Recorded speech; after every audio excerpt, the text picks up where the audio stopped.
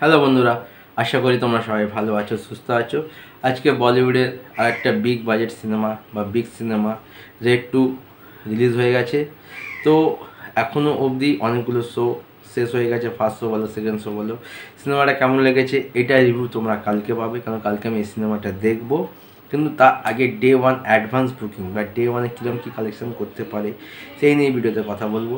Channel যদি নতুন হয় সাবস্ক্রাইব করে দিও, ভিডিওগুলো ভালো লাগলে লাইক করে দিও, কমেন্ট করে দিও, শেয়ার করে দিও। তো কালকে যে ভিডিওটা করেছিলাম অ্যাডভান্স বুকিং নিয়ে, সেখানে বলেছিলাম ডে ওয়ানে প্রায় কালকে সন্ধ্যে অবধি 4 কোটির ওপরে বক্স অ্যাডভান্স বুকিং করে নিয়েছে। তো আজকে এখনও অবধি যে রিপোর্ট আসছে আর্লি মর্নিং অবধি, তো বেশ একটা ভালো রিপোর্ট এসছে।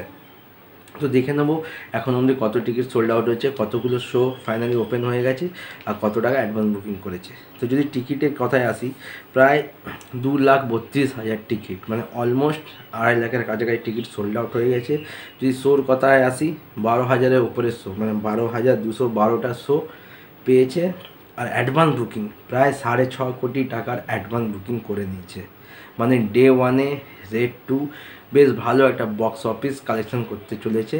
মানে 6 কোটি, 6.5 কোটি অ্যাডভান্স বুকিং, তো তাহলে যদি ডবল করে নিই, প্রায় 15 থেকে 17 কি 18 কোটি ডে ওয়ানে বক্স অফিস কালেকশন করতে পারে। আর যদি বিএমএস খুলে দেখে নাও, তো পার আওয়ার এখন 18,000 থেকে 19,000 টিকিট সোল্ড আউট হচ্ছে। মানে রেড 2 বক্স অফিস ডে ওয়ানে বেশ ভালো একটা কালেকশন করতে চলেছে।